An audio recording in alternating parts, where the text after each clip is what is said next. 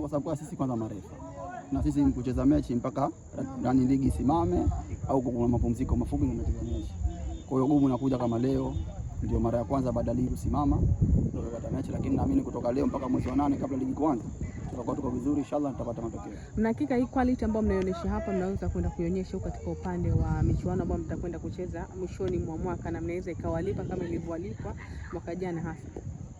Mimi nafikiri ndio, lakini jibu rasmi analo mwalimu kwa sababu mimi ni mchezaji, lakini nafikiri jibu rasmi analo mwalimu, atajua nani kumchukua na kumwacha. Mkijitathmini mnaona kuna hilo hasa?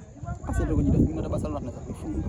Lakini mmekuwa na ups and down ya kutosha. Kweli ndio mpira, tunacheza na timu. Shida sisi tunacheza na timu. Allah sisi marefu. Kwa hiyo tunapata shida hii. Lakini inshallah kwa vile tunacheza na marefu wenzetu kwa mwakani tutashinda na kombe la dunia. Tutarajia nini hasa baada ya hapa, kwa sababu moja kati ya changamoto kubwa ambayo mmekuwa nayo ni kwamba ukosefu wa kufanya mazoezi. Ukiangalia wachezaji wengine unazungumza kwa upande wa namna kama hiyo, lakini nyinyi kwenu kuna utofauti. Ndio.